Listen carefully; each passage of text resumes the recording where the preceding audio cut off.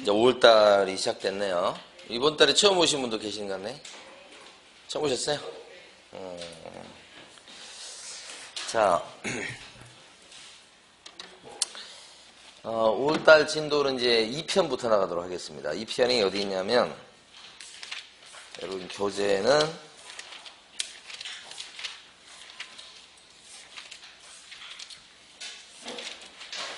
124페이지.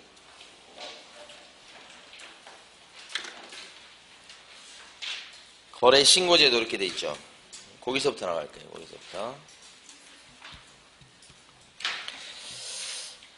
2편하고 3편이 여러분한테 힘든 그런 부분이에요.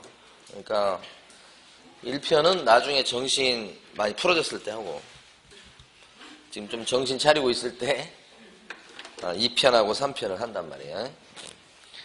그 1편, 2편, 3편이 있는데 출제 비중이 1편이 28문제 정도, 27, 8. 그 다음에 여기가 5문제 이상 이렇게 되는데, 보통 모의고사일 때 출판사에서 6문제 내달라고 하더라고요.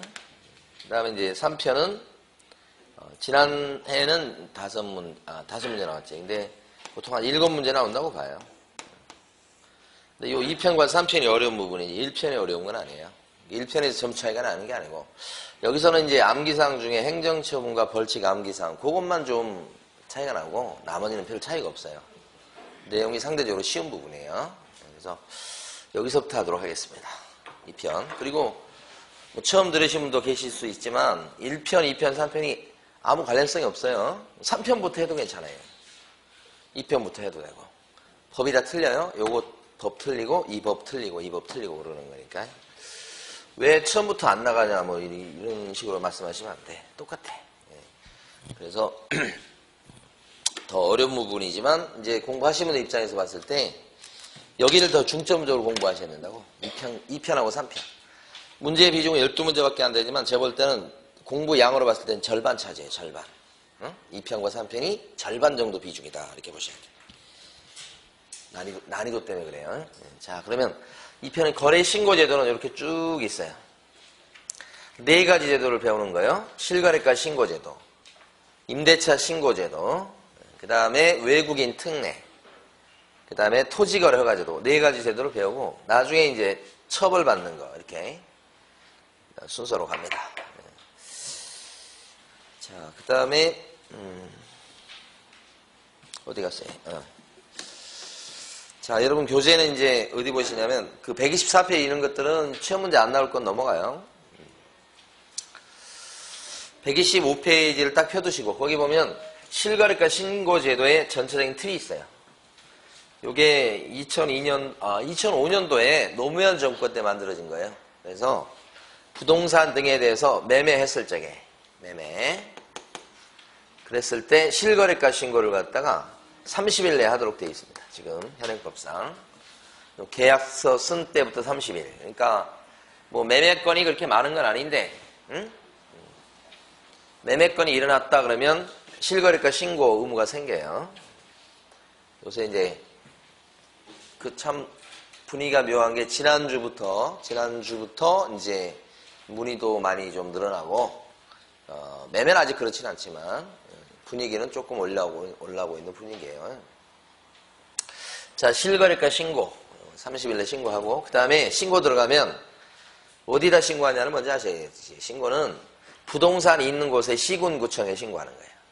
부동산이 있는 거. 그러니까 만약에 이번에 매매한 것이 강서구에 있는 아파트다 그러면 강서구청에, 양천구에 있는 아파트다 그러면 양천구청에 신고한다는 뜻입니다. 이게 부동산 소재지 시장군수구청장을 신고관청이라고 불러요.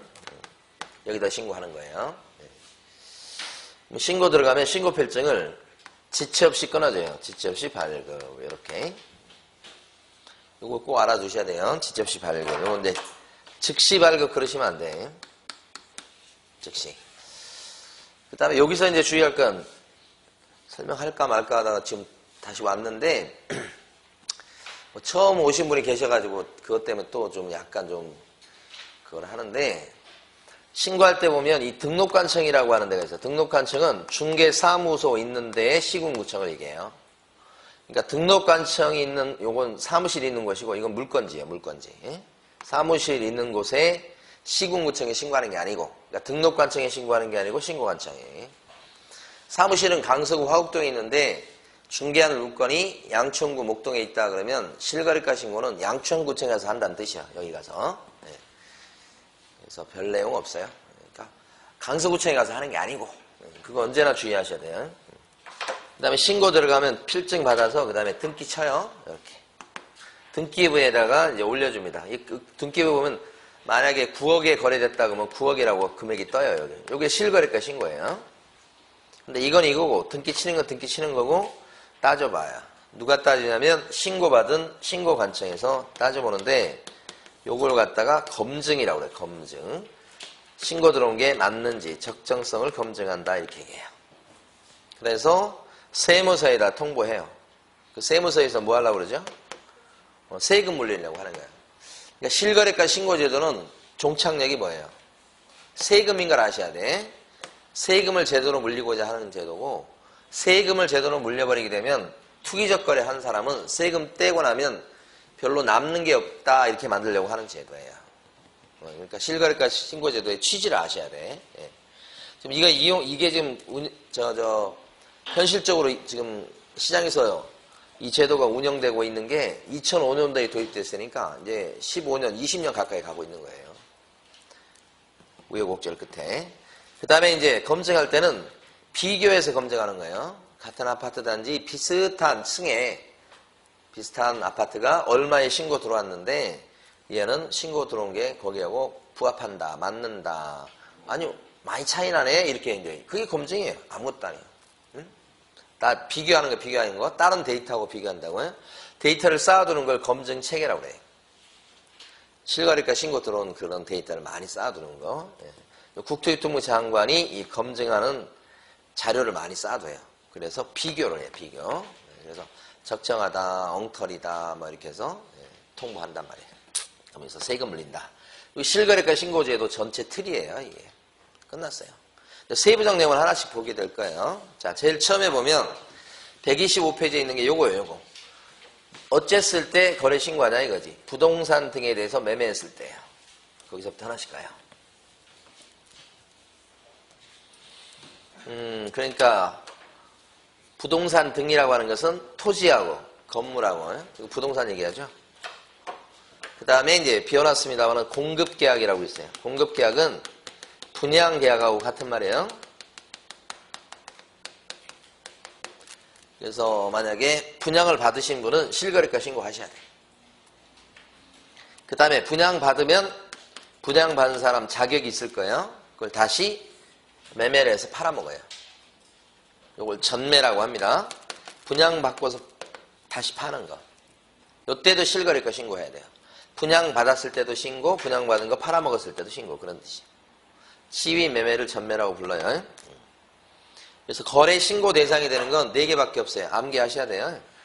암기라고 하니까 이걸 뭐 이것도 암기라고 볼 수는 없어요. 4가지인데 뭐 토건, 공지, 그죠? 입에 막 붙어 있어요. 입에서 그냥 막 나와야 돼. 토건, 공지 이런 식으로. 토건, 공지 끝에 뭐요? 매매. 매매일 때만 실거래가 신고합니다. 이런 뜻이야. 토건, 공지, 매매. 지금 여러분 125페이지가 이거예요. 이거 다. 그럼 여기서 이제 뭐가 있냐면 3가지를 해볼게요. 이거 끝인데 3가지가 뭐냐. 여기 나와 있는 공급계약과 취비는 8가지 법에 근거해서 분양받았을 때 실거래가 신고 의무가 있다는 거죠. 8가지 법. 이것을 시험에서 한 문제씩에서 2번이나 물어봤고요.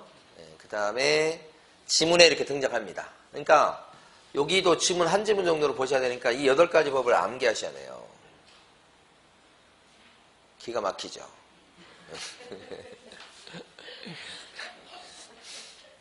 그래서 여기 뭐냐면 빈집 및 소규모 주택 정비에 관한 특별법 이런 게 있고요. 응? 암기하는 방법은 글자 따서 암기하는 것도 있고 많이 읽어보면 된다고 그랬어요. 안 돼요? 도시개발법,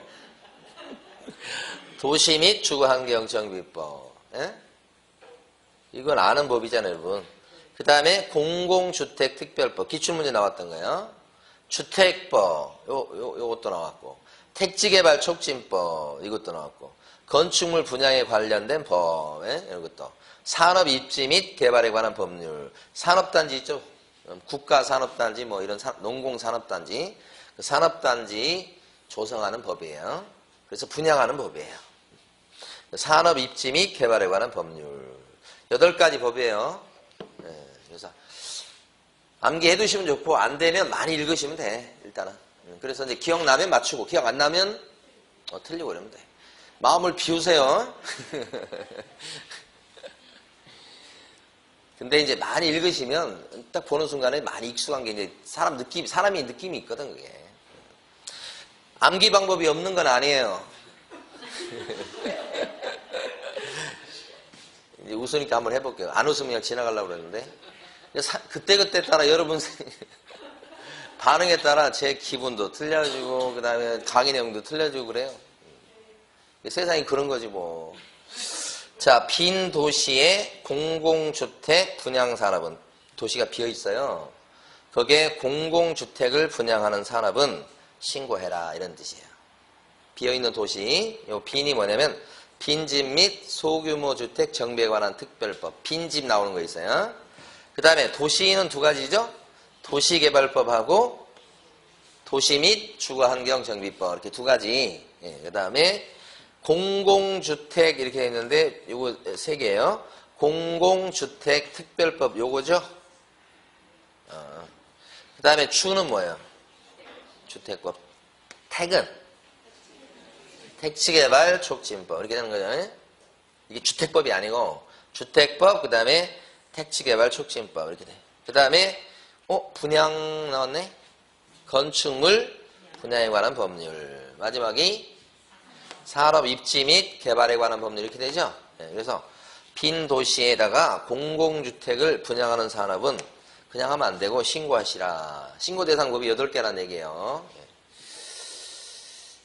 과도하게 많이 했네. 이렇게 하고 그 다음에 여기 보면 2번째가 뭐냐면 여기 보면 4가지를 신고하라고 돼 있으니까 중개해 줄 수 있는 우리 이제 제일 처음에 1편에서 중개대상물 배워요. 중개대상물에는 토지, 건물 이런 거 다 들어가는데 임목이나 광업재단 이런 게 들어가요. 중개해 줄 수 있는 대상물건에. 이걸 거래신고 대상물건이라고 하는데 거래신고 대상물건에는 공장재단 요딴 거에 빠져요. 그래서 보면 중개대상물의 범위가 더 넓어요. 거래신고 대상물건은 그 안에 쏙 들어가요. 좀 좁은 거예요. 요거 토건, 공지, 매매. 매매만 실거래가 신고하도록 돼 있으니까 증여 요딴 것은 실거래가 신고 안 합니다. 지문에 나와요. 교환계약을 체결했을 때 거래 신고합니까? 아니요. 전세계약을 체결했을 때도 거래 신고 안 하는 거예요. 이런 식으로. 저당권 설정 계약을 체결했을 때도 안 하는 거예요. 뭐만 해요? 매매. 요거 한 거예요, 요거. 지금 알게 모르게 125페이지가 끝나버렸어요. 그런데 이제 예상 문제 중 하나가 뭐가 있냐면 경매로 어떤 물건을 낙찰 받잖아요. 경매요. 거래 신고 안 합니다, 이거. 경매 안 해요. 매매만 하는 거예요. 상속 받았을 때도 거래 신고 하는 거 보셨어요? 안 해요. 상속을 얼마에 받았는데요? 모르지. 이건 더 안 하는 거예요, 그래. 경매는 받은 금액이 있습니다만 거래 신고 안 합니다. 이것도. 요거 예상 문제는 경매예요. 자, 다음 페이지 넘어가시면 부동산 신고 절차가 나옵니다. 거래 신고 절차를 제가 칠판에 설명드릴 텐데 내용이 뭐 몇 가지 없어요. 그러니까 그것만 딱 보시면 돼. 자, 먼저 칠판을 보시는 게 중요해요. 거래 당사자가 있을 때는 거래 당사자가 실거래가 신고해야 돼요. 여기서 거래는 아까 뭐였죠? 매매. 그러니까 매도인과 매수인이 신고하든지 아니면 개공인, 개업 공인중개사는 부동산 사장님요. 중개사 사장님. 이 사장님이 신고하든지 또는으로 돼 있어요. 여기 가든지 여기 가든지 그런데 사장님 없이 자기들끼리 직거래했을 때는 매도인과 매수인이 신고하는 거고 중간에 사장님이 계약서 써줬을 때는 이 개공이 실거래가 신고하는 거예요. 딱 나눠져 있죠. 어떤 경우가 많겠어요? 당사자 하는 경우가 많겠어요? 개공이 하는 경우가 많겠어요? 많은 정도가 아니고 다 이거예요. 당사자가 이렇게 하는 것은 잘 없어요. 그래서 무슨 얘기를 하냐면 이 수강생분들이 나 매매했는데 나 신고 안 했는데 그런 얘기를 해요. 매매했는데 나 신고 안 했다. 당연하지. 여기서 한다니까 대부분. 중개업소 이용했으면 다 여기서 한다고요. 근데 이제 이런 직거래 하는 경우가 이론적으로 있을 수 있죠. 그래서 이론적으로 하는 거예요. 당사자가 직거래했을 때는 매도인과 매수인이 공동신고하셔야 돼. 이 공동신고는 뭐냐 의미를 아시면 돼. 신고서가 있어요. 그 신고서에다가 매도인과 매수인이 서명 또는 날인해서 제출하는 거예요.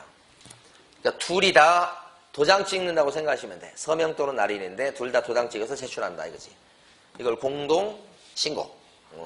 그래서 공동으로 서명 또는 날인. 제가 이제 이해하시라고 도장 찍는다고 말씀드렸지만 도장 찍는 대신에 서명할 수도 있어요. 사인.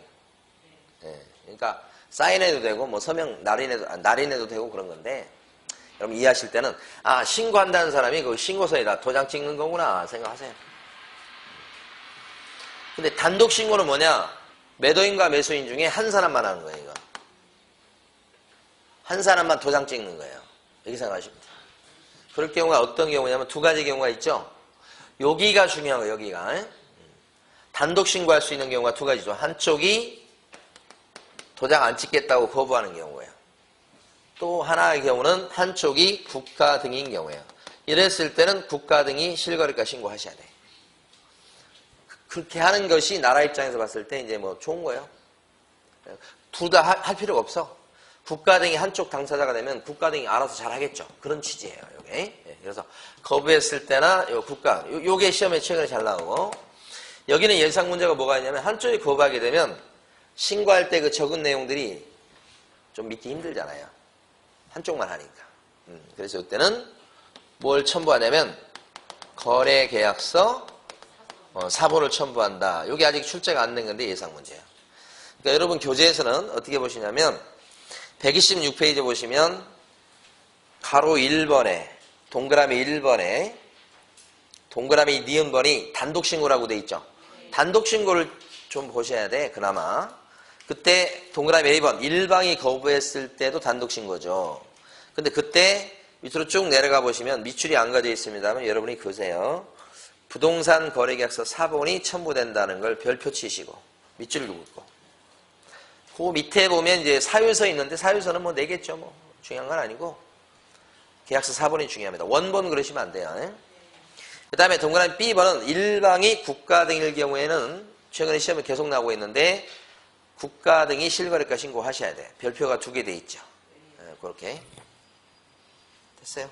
그러시면 되고 그 다음에 오른쪽 가시면 요거죠. 요거 개업 공인중개사가 계약서를 써준 경우에 오른쪽 페이지 봤어요 지금?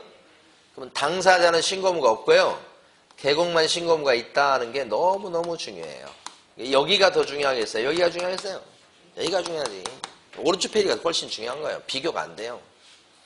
그래서 보면 개업 공인중개사가 계약서를 작성 교부한 경우는 첫 줄에 나오죠.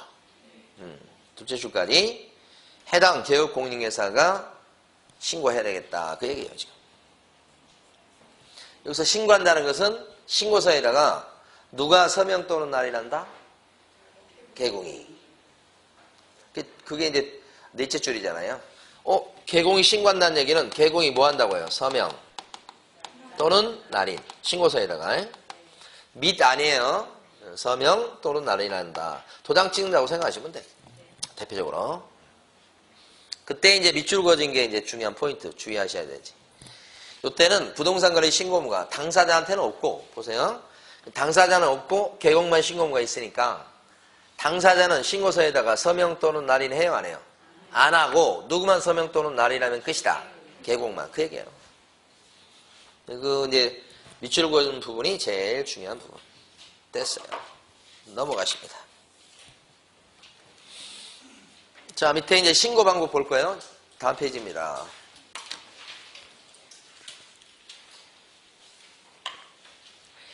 자, 칠판 보시면 이 신고 방법에 대해서 이제 책 같은 거 보면 다양하게 쓰고 있기 때문에 굉장히 헷갈립니다, 얘가. 근데 저는 이제 어떻게 쓰냐면 신고서를 낼 때요. 직접 내는 방법이 있고 그 다음에 심부름 시키는 방법이 있다. 이 두 가지로 나눠서 저는 분류합니다. 직접 하는 방법은 뭐냐? 직접 신고서를 내는 거예요. 그때는 구청에 가서 아까 신고관청이 있죠. 거기 가서 신고서를 이렇게 들이밀어서 신고하는 게 하나 있고, 두 번째는 전자문서로 컴퓨터 앞에 앉아서 전자문서로 채워갖고 보내는 경우가 있고, 두 가지가 있단 말이에요. 그러니까 직접 하긴 하지만 이건 걸어가는 거고, 이건 컴퓨터 앞에 앉아서 하는 거예요.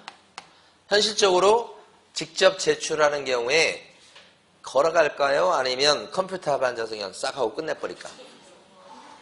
대부분 이렇게 해요. 뭐 걸어가고 오고 있어. 에? 아무리 우리가 운동을 해야 되지만 운동은 운동 시간이 따로 있잖아. 참 신기해요.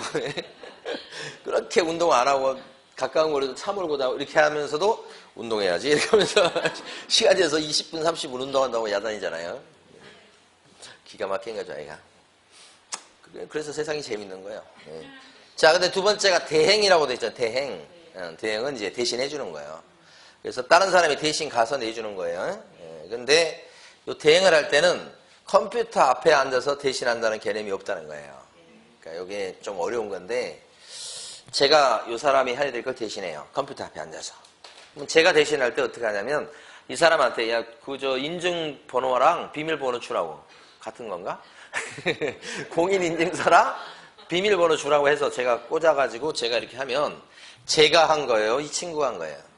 이 친구가 한 거지. 제가 한 게 아니지. 그러니까 이게 지금 대신 심부름 해준다는 개념이 약하고 이렇게 돼버려요, 이건. 그래서 X야, 이게. 조금 어렵죠, 사실은. 자, 근데 여기까지 하는 거 싹 까먹으셔도 괜찮아. 자, 지금부터 이제 몇 가지만 하면 되는데, 밑에 심부름 시킨다. 이 심부름 시킬 때는 개공이 신고무가 있을 때, 여기는 다 까먹었어요. 필요 없어요. 개공이 신고무가 있을 때는 누가 심부름을 대신해 줄 수 있죠? 여기가 핵심이야. 밑에 있는 소공이 심부름을 대신해 줄 수 있어. 보조원은 어때? 보조원. 심부름 안 돼. 보조원은 심부름도 못하는 사람이요. 응? 심부름 뭔지 알죠? 가서 이렇게 갖다 이렇게 해주는 거. 안 돼. 그런데 위임을 받은 소공이 할 때는 원래 개공이 할 걸 대신해 주는 거죠. 그러니까 위임장이 필요하겠죠. 대신해 주는 거니까. 원래는 필요하지만 위임장을 가져오라고 하지 않아요. 왜 그러냐면 이 사람 대신 해주는 건 뻔해요. 뻔해요. 뭐예요? 이 사람이 해야 될 실거래가 신고를 대신해 주는 거잖아. 할 일이 뻔하기 때문에 위임장 같은 건 필요 없어. 다만 요 중개업소에서 일하고 있냐만 확인되면 돼. 그게 신분증이 신분증. 신분증만 보여주면 이 사람이 요 업소에서 일하는 직원이구나 알아요. 왜 알게 되죠? 고용신고. 고용신고가 돼 있어, 직원들은. 네? 직원들 고용신고 하게 돼 있거든. 또 하다 보니까 또 엊그제 또 얘기했던 게 나오는데, 어떤 분이 사장님인데 직원 고용신고를 소홀히 한 거야. 신고 안 하고 그냥 대충 넘어가고, 뭐 직원들이 막 들어오고 나가고 막 많이 있거든. 그러니까 막 언제 그때마다 다 해요. 그러니까 대충 하고 그냥 안 하는 사람 또 안 한 대로 지나고 막 그런 거야. 그런데 이제 문제가 생긴 게 뭐냐면, 그 구청에서 이제 학교 사람들이 왔다가 가고 막 그러니까 구청에서 전화해가지고 이제 그런 거에 대해서 좀 물어봤나 봐. 그랬더니 이 사장님이, 그 사장님은 저하고 절친이에요. 그런데 우리 수강생이었죠. 근데 지금 현업을 하고 있는데 전화 와가지고 저한테 한 소리야. 그런데 그 관청에 있는 공무원한테 막 따진 거야. 응? 뭐 직원들이 관둘 수도 있고 막 그런 거지 하면서 막 여성분이에요. 따지니까 그 관청에서 뭐라고 그러냐면, 그러면 저희가 조사 나갈게요. 이렇게 된 거야. 조사 나온대 이제. 그래서 그 중에 핵심적으로 걸릴 게 고용신고 안 한 죄예요. 그래서 과태료 정도 나오면 싸요. 과태료 안 때리고 업무정지 한 달 정도 때려요. 그 사장님이 그렇게 어저맞게 생겼어. 그래가지고 이제 며칠 있다 또 전화 왔어. 그 고용신고 안 하면 어떤 제재 받냐고. 그래서 보통은 업무정지 받는다고. 그러니까 거기 직원도 과태료 물린다고 했나 봐요. 그 직원도 뭐 모르고 하는 소리예요. 바보. 과태료 아니에요. 업무정지야. 거기 일하시는 분들이 뭐 이거 정식적으로 공부하거나 그런 분들 아니에요. 그러니까 용어도 잘 모르고 그래요. 그래도 다 자기 맡은 일이니까 해요. 그래서 그래도 이제 하여간 그래서 업무정지 때린다고. 그러니까 이 사장님이 뭐라고 대답한 줄 알아요? 그럼 폐업해버리지 뭐. 이렇게. 폐업한다고 그래요 지금. 제가 이제 아주 좀 따끔하게 얘기했어. 아니 관청하고 싸워가지고 뭐 이길 것 같냐고. 성질머리 부려가지고 중개업을 할 게 아니에요. 우리 언제나 의리예요. 우리는. 관청이 막 엉뚱한 거 시킬 때가 있어. 뭘 모르고. 그래도 어떻게 해요? 일단 네네 하시고 근데 요건 이런 거 아닙니까? 이렇게 이제 따져야 된다고. 따질 것도 아니지. 그냥 그렇게 살짝 얘기하고 거기서 막 성질 풀어내면 아 됐어 이렇게 돼. 그게 관청 공무원 그거예요. 왜 거기하고 싸워? 나 정말 답답해 죽겠어. 관청 공무원 나오면 접대 잘하고요. 인사 90도로 하고요. 말 공손히 하고요. 이렇게 하셔야 된다고. 어쨌든 위임장 필요 없어요. 아직 시험에 안 나왔어요. 그 다음에 전자문서로 할 수 있을까 없을까? 소공. 소공은 컴퓨터에 약해. 소공은 컴퓨터 잘 못해. 전자문서로 못한다. 아무 관련 없어요 지금. 왜 못한다고 그러지? 그렇게 생각하면 안 돼 지금. 전자문서로 못한다고. 기억이나 좀 해보자고 그냥. 내용은 모르겠는데 맞춰보자고 우리는. 예? 소공은 컴퓨터 잘해 못해. 그치 이렇게 하면 돼. 끝. 자 그래서 그냥 웃고 살자고요. 힘들어 죽겠어 지금. 거기 보면 128페이지 가시게 되면 거기 가로 2번의 별표가 3개 되어 있는데 한 이유가 뭐냐면 박스 안에 동그라미 니은번이 있죠. 그 니은번에 있는 그 부분 별표 치시고 자 개공이 신공가 있을 때 위임을 받은 소공이 제출 대행할 수 있다 이거고 그럼 뭘 갖고 가느냐 신분증만 갖고 가면 된다. 그 밑에 줄 위임장은 필요 없다. 인감증명서도 필요 없다. 그 다음에 전자문서로 못한다. 소공은 컴퓨터에 약하다. 보정은요 신분도 못한다. 여기를 갖다가 철저히 알아두시면 끝이요. 응? 됐죠 지금? 자, 그 다음에 이제 가로 3번의 신고관청은 아까 말씀드렸죠. 부동산 있는 곳이라고 그랬어요. 네, 그래서 가로 3번의 당구장 표시 첫 번째 거 보면 등록관청에 신고해 그러면 X예요. 등록관청이 아니고 어디 가서 신고해요? 신고관청. 부동산 소재지죠. 그 다음에 가로 4번 보면 신고는 계약서 쓴 날부터 30일입니다. 계약서 쓴 날 이렇게 하셔야 돼. 그래서 요걸 갖다가 잔금일로부터 30일 그러면 안 돼요. X 이렇게 돼. 자, 그 다음에 이제 오른쪽 가시면 신고사항 나왔죠. 신고사항. 이거 보려고 그래요 지금. 첫 시간에 본 내용 중에 가장 핵심이 부동산 거래 신고사항이고 최근에 바뀐 것도 있다고 그랬죠. 말씀 안 드렸나? 네. 여러분 언제나 기억이 안 나요. 이해가 돼요. 아니 근데 진짜 기억이 안 나는 거예요. 그러니까 뭐 거짓말하는 게 아니고 진짜 기억이 안 나. 저희 안사님이 가끔씩 저한테 그럴 때가 있어요. 이 치매 기운이 있나 이러면서 얘기할 때가 있어요. 근데 진짜 기억이 안 나요. 그래서 얘기를 못 하는 거지. 진심이에요. 여러분들이 기억 안 난다는 얘기는. 자, 부동산 거래 신고사항이 오른쪽에 129페이지 나와 있는데 최근에 바뀐 내용까지 이제 묶어서 설명해 보도록 하죠. 여기까지 하고 쉬어야 될 것 같아. 이게 오래 걸릴 수도 있어요. 일단 거기 동그라미 1번에 보면 부동산의 소재, 지방, 지목, 면적 나와 있죠. 동그라미 1번에. 그 다음에 동그라미 2번에 뭐 있냐면 부동산에 뭐예요? 종류 나와 있죠. 동그라미 1번과 2번까지 끝냈어요. 그럼 이 부자는 부동산에 관련된 정보예요. 그럼 부동산에 관련된 정보인데 절대 시험에서 틀리게 안 내요. 여러분 읽으실 때 부동산, 소재, 지번, 지목, 면적, 종류. 아이 모르겠다. 넘어가면 돼. 틀리게 안 낸다고 해. 자, 동그라미 3번. 인자는 뭘 것 같아요? 인적사항. 인적사항은 뭐예요? 인적사항은 이름, 성명, 주소, 주민등록번호, 휴대전화번호, 국적 뭐 이런 거지 뭐. 세부적으로 틀려낼까요? 절대. 그렇게 안 내. 그냥 인적사항이야. 몇 번 읽어보고 그런가 보다. 틀리게 안 내요. 자, 날짜 요걸 좀 조심하는데 날일자예요. 날일자니까 한문으로 봤을 때 요 일자예요. 일. 응? 날일. 응? 날짜를 통해서 암기하지만 원래 의미는 일자예요. 일자. 날일. 이렇게. 계약일, 중도금 지급일, 잔금 지급일 3개 나오죠? 그거고. 그 다음에 5번이 뭐예요? 실거래가죠. 실제 거래 가격, 실거래가. 여기까지가 이제 필수적인 신고사항이 돼요. 5번까지 했어요, 지금? 주로 실거래가 신고사항이에요. 그 다음에 6번 보시면, 6번이 뭐냐면, 중개사 있을 때 중개사에 대한 정보예요. 중개사. 응? 6번이.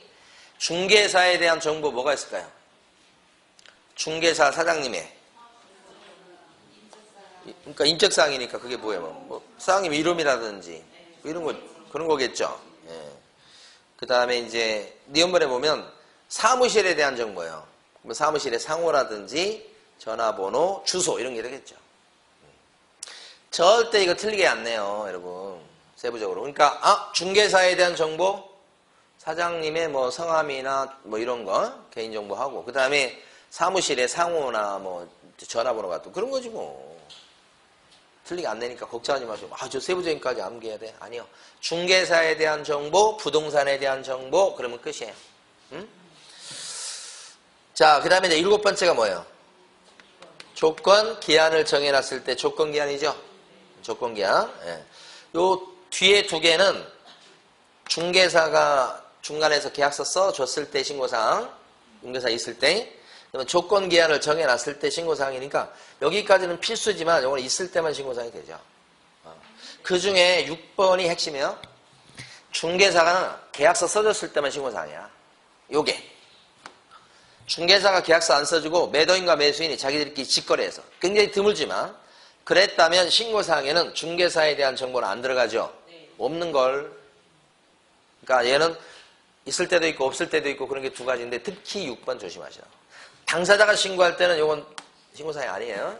자, 어쨌든 여기 7개예요. 그러면 부동산 거래 신고사항은 기본적으로 7개인데 암기하시면 부인들이 절에 오는 날에는 절간에 오는 날에는 실제로 중이 좋아합니다. 이렇게 7개. 공통적인 신고사항이에요. 그래 놓고 지금부터 이제 3가지 나눠서 볼게요. 주택하고 토지하고 상가 나눠서 볼게요. 여기까지는 똑같아요. 근데 주택이죠. 지금부터 주택이에요. 주택. 지금부터는 주택이요. 주택일 때 자금 조달 계획. 어디서 돈 나서 사는 거냐? 자금 조달 계획이 8번하고 9번이 입주계예요. 입주계. 너 들어가 살 거냐, 세를 놓을 거냐 이런 입주계. 이렇게 8번과 9번이 박스가 따로 돼 있죠. 밑에. 예. 이렇게 2가지 자금 조달 계획과 입주 계획이 신고사항이 되는 경우는 주택 매매와 관련해서 요 3가지 경우예요. 그 박스 밑에 보시면 밑줄 그어져 있죠. 6억 이상 주택을 매매했을 때. 6억 이상 주택. 이건 지역을 안 따집니다. 전국이 다 적용돼요. 6억 이상 주택을 매매했을 때. 박스 밑에. 그 다음에 조정 대상 지역이나 투기과열지구내 주택을 매매했을 때. 다 끝에가 주자로 끝나죠. 조정 대상 지역이나 투기과열지구는 어떤 거냐면 대출 규제 같은 거 하고 분양권 전매하는 거 제한을 막 하고 그렇게 규제를 세게 하는 지역이라고 생각하시면 돼요. 조정 대상 지역하고 또 하나 뭐예요? 투기과열지구. 요 2군데 지역에 주택을 매매하면 금액이 5천이든 1억이든 3억이든 관계없어. 금액 불문하고 이런 지역에 주택을 매매했을 때는 신고사항이 되는 거죠. 그러니까 신고사항 추가되는 걸 보고 있어 우리가.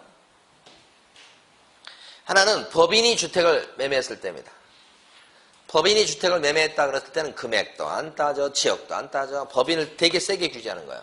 법인이 주택을 매매했다 그러면 법인 같은 경우는 자금 조달 계획과 입주 계획 2가지가 신고사항으로 들어가 버려요.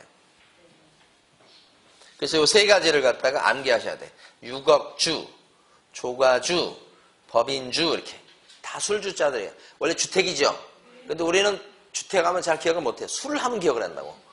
6억 주, 조가주, 그죠? 법인주. 요새 술이 땡겨서 미치겠어.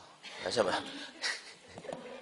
6억 주, 그 다음에 조가주, 예, 법인주, 이렇게. 어제 저녁에 우리, 고시원 있을 때 같이 있던 그 고대 후배놈이 있는데, 그 놈이 학교는 다르지만 엄청 친해요. 그래가지고, 어제, 일요일 날 저녁에 전화했네. 집에 있는데. 사무실을 최근에 여의도로 옮겼대요. 그래가지고, 야, 언제 시간 돼? 그랬더니, 모르겠대. 뭘 몰라, 임마. 그랬더니, 하는 소리가, 안 사람이 쉬는 날, 그때 저녁이 빈다는 거예요. 안 사람이 쉬는 날, 저녁이 비지. 쉬지 않는 날은 자기가 픽업하고 애들 뭐 이거 한다고 왔다 갔다 하고 바쁘다는 거야. 그래서, 초등학교 3학년이요, 지금 왜 이렇게 늦지, 걔는? 하여간, 그래가지고, 그러면, 네 쉬는 날 빨리 잡아서 전화를 주라고. 이렇게 했는데, 제가 또 안 쉬는 날이 많잖아. 그게 맞추기가 쉽지 않더라고. 하여간 조만간에 보려고. 그래서 뭘 마실 거냐? 6억주, 조가주, 법인주, 싸그리 다 마셔버릴게. 세 가지, 추가된 거요. 세 가지 경우다. 그런데 이제 이번에 바뀐 게 그거잖아요. 자, 매수인이 국가 등인 경우에는 요것이 신고사항에 들어가지 않아. 매수인이 국가일 때는 국가가 투기적 거래 안 하겠죠.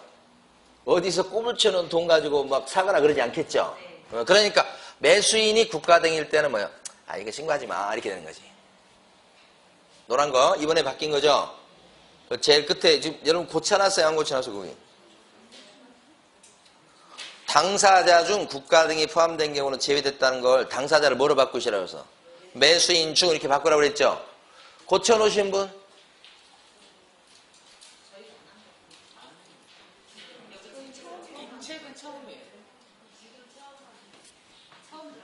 진짜요? 그럼 바꾸세요. 거래 당사자를 뭐로 바꾸라고요? 매수인으로. 아, 여러분 처음이구나. 최근에 바뀐 거야, 이건. 바꿨죠, 이거? 당사자 그러면 매도인 포함돼서 그런 거예요, 여러분.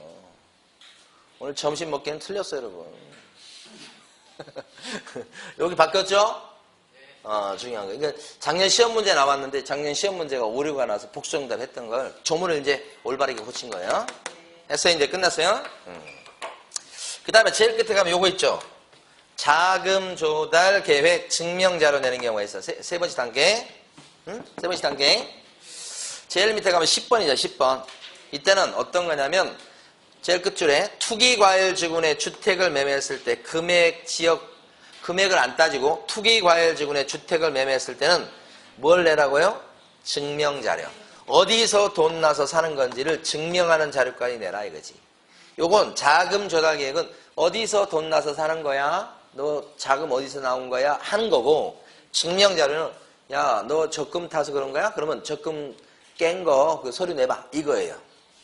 그러니까 이것도 심각한 상황이에요. 너 어디서 돈 나서 산 거야? 이렇게 물어봐 버리면 이게 없을 때는 좀 편안하게 거래할 수 있는데 이게 있어 버리면 근거를 만들어야 되잖아요. 거기다 증빙자료까지 내라고 그러면 이건 거의 세무조사 수준이에요. 세무조사 들어간다는 뜻이야 이게. 증명자료 내봐 이런 얘기는. 어디요? 투기과열지구내 주택. 그래서 이때 증명자료 할 때 증자를 갖다 붙인 거예요. 세 글자로 통일시켜야 될 거 아니에요. 과주 그러면 좀 그렇잖아. 그래서 증명자료니까 증과주 그러지. 여기까지 마셔버려야 돼. 증과주까지. 응? 여기까지. 10번까지. 됐죠 지금? 넘어가죠.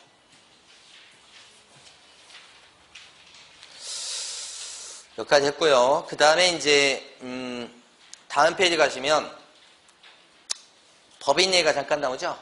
자 볼까요? 법인 하기 전에 만약에 상가 있죠? 상가를 갖다가 매매했을 때는 부동산 거래 신고사항이 어떻게 될 것 같아요? 이거 주택이니까. 여기까지 하고 끝이에요. 상가일 때는 부동산 거래 신고사항 몇 가지? 여기 6가지로 하면 안 돼. 7가지. 2가지가 추가되는 거죠, 이렇게. 그 다음에 한 가지 더 추가되는 경우 3단계라고요. 상가 매매일 때는 여기서 끝. 주택일 때 늘어나는 거잖아요. 이해되셨어요? 그래서 요 위에 거, 제일 위에 7개는 하얀 거예요. 부동산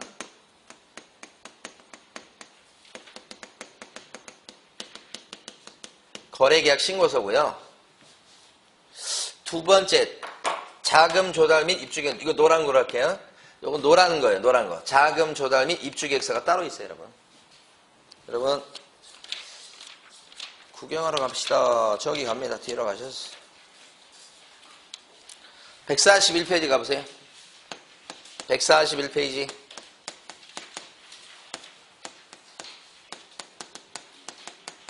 제목이 뭐라고 돼 있어요? 제일 위에 141페이지. 페이지 또 구별 못하면 안 되지. 141페이지라고 했는데. 취득, 주택, 취득자금, 조달 및 입주계획서라고 돼 있죠? 제가 칠판에 노랗게 쓴 거. 그러니까 여기 보면 6억주, 조가주, 법인주일 때, 이거 아니고, 이거일 때는 노란 게 하나 추가되는 거예요. 서식이. 하얀 것만 내는 게 아니고, 요걸 내야 되고.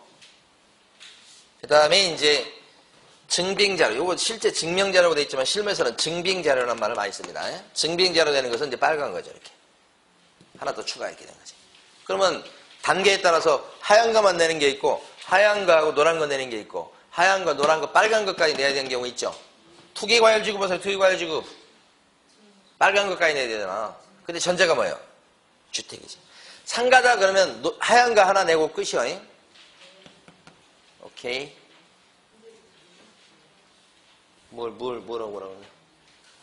아, 이게 두 가지니까 7가지라고 하는 거예요. 이거 두 가지잖아. 지금 아까 동그라미 1번하고 2번. 아까 우리 이제 조문에 그렇게 돼 있으니까 7가지라고 말하는 거예요. 동그라미만 세면 안 되고.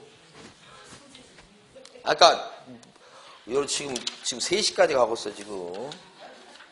아까 그 동그라미 뭐야? 이런 것까지 해야 되는 거야, 우리가 지금. 저기 봐봐.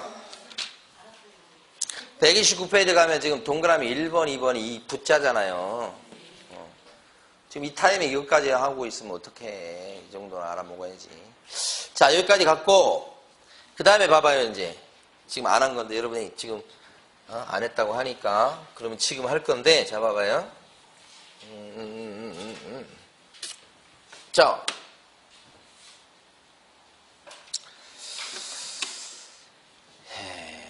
토지에 대해서 이번에 바뀌었어요. 이거 안 했죠? 알았어요. 이제 칠판을 보시면 돼. 이거 하고 이제 쉽게. 여기까지 똑같죠. 토지는 똑같고, 토지 경우는 아니 어디 찾지 마. 없어. 지금 여기 없어. 자료 나눠드려야 돼. 자금 조달 계획과 여기 입주가 어디 가버렸네. 왜냐면 이거 이빨 빠졌네. 토지잖아 지금. 토지에 땅분양으로 들어갈 거야? 아니잖아. 그래서 이게 뭐냐면 토지 이용 계획이에요. 땅의 이용 계획 같은 게 있자요, 이게. 제가 빼먹은 게 아니고 땅의 이용 계획. 똑같은 취지예요. 아니 이거 땅인데 입주 계획이라고 할 수 없잖아. 이게 뭐예요? 토지 이용 계획. 그러니까 토지가 규제가 시작된 거예요. 돈이 그쪽으로 몰려가니까. 그러니까 원래는 이것밖에 없었다가 이번에 2가지가 늘었지. 근데 이렇게 느는 경우는 아까 6억주, 조가주, 법인주처럼 수도권일 때는 1억 토, 지분 매매일 때 지분 토지 매매라는 뜻이에요. 지분을 매매하죠. 수도권에서.